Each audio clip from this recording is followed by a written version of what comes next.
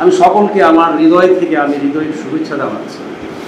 আজকে আমার সৌভাগ্য যে আজকে আরেকটি স্কুলের সাথে, দুইটি স্কুলের কোমলমতি কিশোর কিশোরীদের সাথে আমি কথা বলতে চাচ্ছি।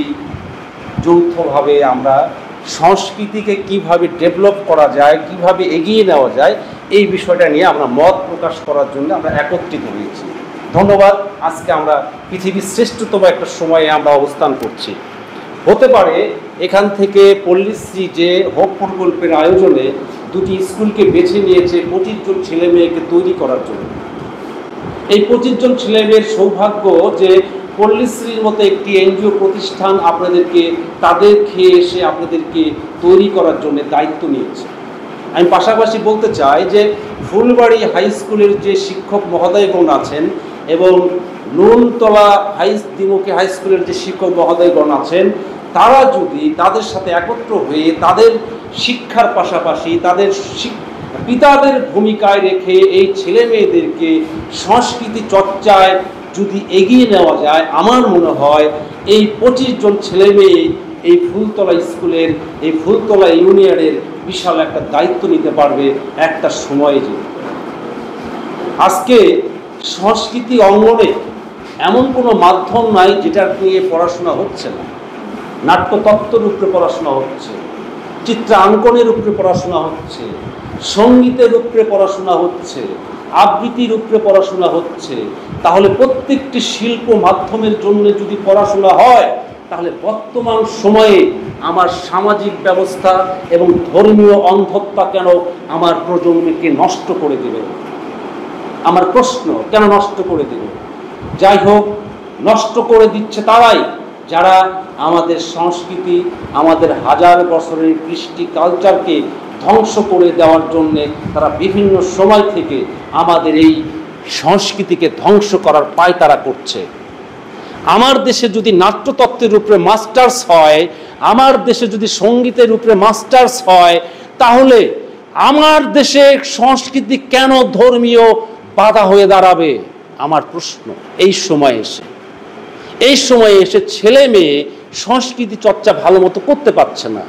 কারণটা কি? কারণটা হচ্ছে নিজের অভিভাবক যদি নিজের সন্তানকে সংস্কৃতি চর্চায় আবদ্ধ না করে, উদ্বুদ্ধ না করে, তাহলে সেই ছেলে মেয়েটা কিভাবে সংস্কৃতি চর্চায় সাহস পাবে?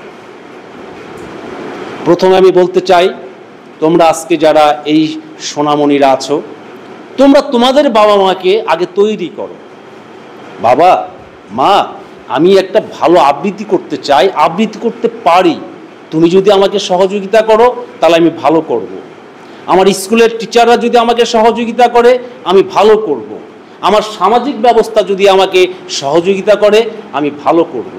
কিন্তু একটা ছেলে ভালো কিছু করতে চাচ্ছে, অটোমেটিক তার ভিতর থেকে এসে যাচ্ছে, কিন্তু আরেকজন সিনিয়র লোক বা আরেকজন ধর্মান্ধ লোক তাকে পিনসিং করছে।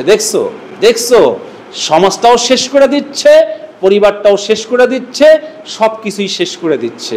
আসলে কি তাই না? আমি ইতিমধ্যে পল্লীশ্রীর আয়োজনে আমি কিছু স্কুলের সাথে কাজ করেছি। আমার সৌভাগ্য যে আমার সেই সমস্ত ছেলে মেয়েগুলোর সাথে আমার কথা হয়েছে, তাদের সাথে আমি অনেক কিছু শিখেছি। তারা আমার থেকে কতটুকু নিতে পেরেছে আমি জানি না, তবে আমি চেষ্টা করেছি। আজকেও যে তোমাদের সাথে কথা বলতে এসেছি একটা দায় থেকে। দায়টা হচ্ছে কি? আজকের যে ছেলে মেয়ে আগামী দিনের ভবিষ্যৎ।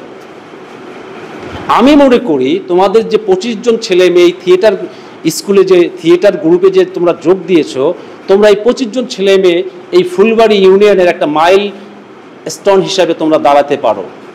তোমরা প্রত্যেকে 25 জন, তোমরা কে কি পারো সেইটার পাশাপাশি, পড়াশোনার পাশাপাশি সেই চর্চাটা ভালো মতো করো। তোমাদের ভিতরে অনেকের কথা বলতে এখনো অনেক লজ্জাবোধ হচ্ছে, অনেকে শরম করছো না। এই ভালো বিশ্বে, উন্নত বিশ্বে একটা ভালো চাকরি করতে গেলে একটা 6 মাসের মিনিমাম থিয়েটার চর্চা করতে হবে। মিনিমাম থিয়েটার চর্চার উপরে যদি 6 মাসের তার কোর্স না থাকে, তাহলে সে ভালো চাকরি পাবে না। শোনো, থিয়েটার কর্মী সবাই হতে পারে না। সংস্কৃতি কর্মী হতে পারে, সঙ্গীত শিল্পী হতে পারে, আবৃত্তি শিল্পী হতে পারে, নৃত্যশিল্পী হতে পারে, তোমার হচ্ছে চারুকলা শিল্পী হতে পারে, কিন্তু থিয়েটার শিল্পী হতে গেলে, থিয়েটার কর্মী হতে গেলে তাকে প্রত্যেকটা বিষয় তাকে জেনে আসতে হবে। তাহলে আমরা আজকে ছাত্র অবস্থায় আমরা যদি পড়াশোনার পাশাপাশি একটু চেষ্টা করি, একটা গান গাই, একটা আবৃত্তি করি, একটা নৃত্য করি, একটা অভিনয় করি, একটা উপস্থিত বক্তৃতা করি, আমার কি আটকাবে? আটকাবে না। কিন্তু এখানে তোমাদের চেষ্টাটাই হচ্ছে বড় ব্যাপার। তুমি যদি চেষ্টা না করো, তোমাকে টাইনাও তো তোমাকে কিছু করা যাবে না। তোমাকে আমি যতই বলি না কেন তুমি শরম ভাঙ্গাও, কিচ্ছু হবে না, কিচ্ছু হবে না। অতএব নিজের চেষ্টাটা থাকতে হবে। নিজের চেষ্টাটা যদি দেখা যায় যে সে ভালো ভালো চেষ্টা করছে, তখন বাবা মাও চেষ্টা করবে, না আমার ছেলে মেয়েটাকে আমি একটু চেষ্টা করি, তখন আরেকটু ভালো হয়ে যাবে। তখন স্কুলের টিচাররা দেখবে এই ছেলে মেয়েটা তো আসলে ভালো করছে, তখন তারাও উজাড় করে তাদের সর্বোচ্চটা তোমাদেরকে দেওয়ার চেষ্টা করবে। আজকে একটা যে কোনো পরীক্ষা দিতে যাও, যখন দেখবে তুমি একটু কোনো বিষয়ে মার্ক কম পেয়েছো, যখন শুনবে টিচাররা বা ঊর্ধ্বতন কর্মকর্তারা শুনবে যে এই মেয়েটা তো আবৃত্তি ভালো করে, এই মেয়েটা তো ভালো গান করে, এই মেয়েটা তো ভালো অভিনয় করে, এই ছেলেটা তো ভালো খেলা করে, তখন তোমাকে ওই মার্ক কম হলেও তোমাকে নিয়ে নিবে। কারণ তোমাকে যখনই নিয়ে নেবে তখন তার ওই প্রতিষ্ঠানের একটা নাম হবে। আজকে দেখো সংস্কৃতি ব্যক্তিত্বরা যত সহজে মানুষের কাছে পরিচিতি পায়, কিন্তু একজন ভালো ছাত্র যে গোল্ডেন প্লাস পাইছে সেই ছাত্র চাইতে সে একজন সংস্কৃতি কর্মীর প্রচারটা কিন্তু দ্রুত হয়ে যায়।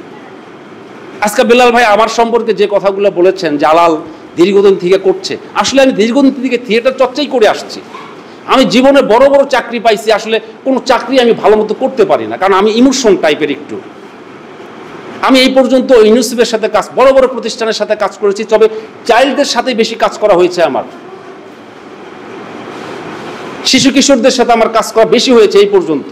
আমি প্রশিকার সাথে কাজ করেছি, আমি কেয়ার বাংলাদেশের সাথে কাজ করেছি, আমি ইউনিসেফের সাথে কাজ করেছি, সব শিক্ষা সংক্রান্ত, সংস্কৃতি সংক্রান্ত। আমার এইটা খুব ভালো লাগে। আজকে কথা হচ্ছে এই 25 জন ছেলে মেয়ের মধ্যে যদি 2, 4 জন 5 জন বেরিয়ে যায়, আমি চাইবো 25 জনেই বেরিয়ে যাক। আমি একটা জিনিস পারি না, আমি যদি চেষ্টা করি সেই জিনিসটা শিখতে সময় লাগবে, কিন্তু আমার ভিতরে চেষ্টাই নাই।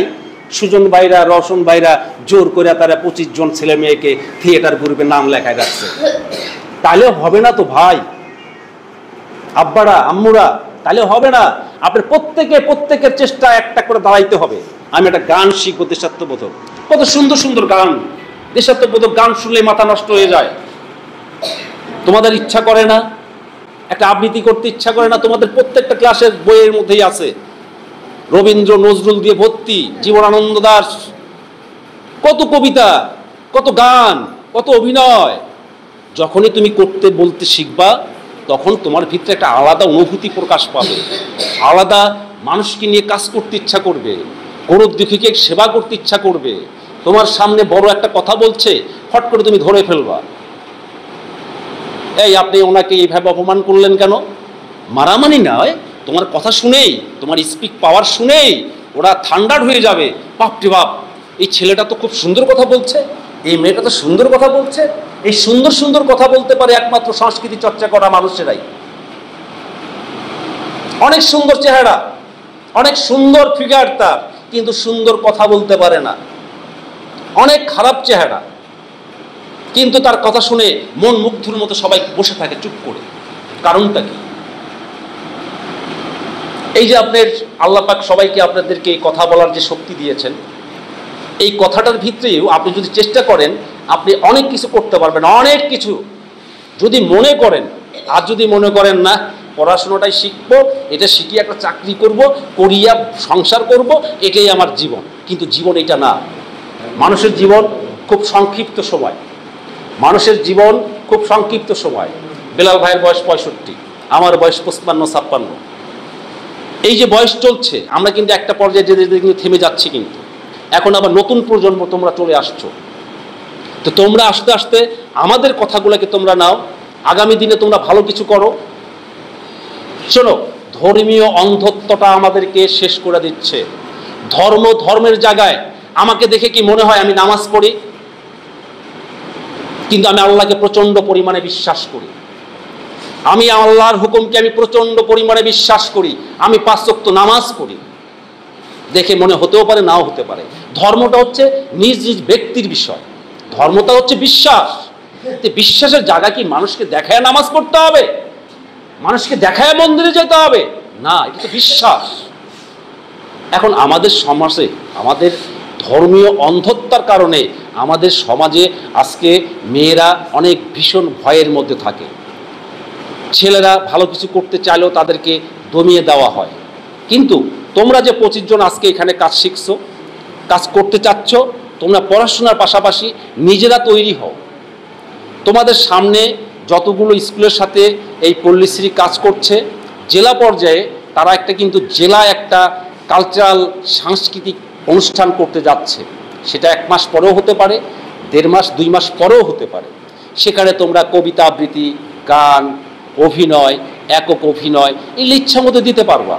তুমি যদি এখন থেকে চেষ্টা করো, তুমি দেখবা যে 2টা গান তোমার রেডি হয়ে গেছে, 2টা আবৃত্তি তোমার রেডি হয়ে গেছে, একটা একক অভিনয় রেডি হয়ে গেছে।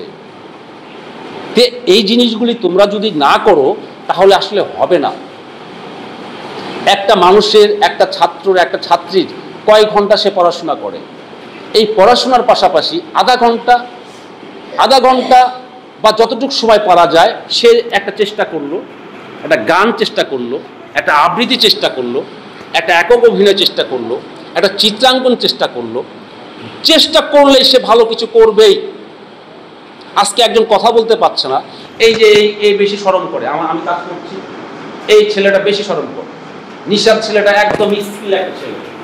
এই যে কাজ করেছি, এই যে মেয়েরাও কিছু কিছু কাজ করছে, মেয়েরা, আম্মুরা, তোমরা একসময় সংসার করবা, একসময় চাকরি করবা, তোমরা একটা ভালো মা হিসেবে তৈরি হও।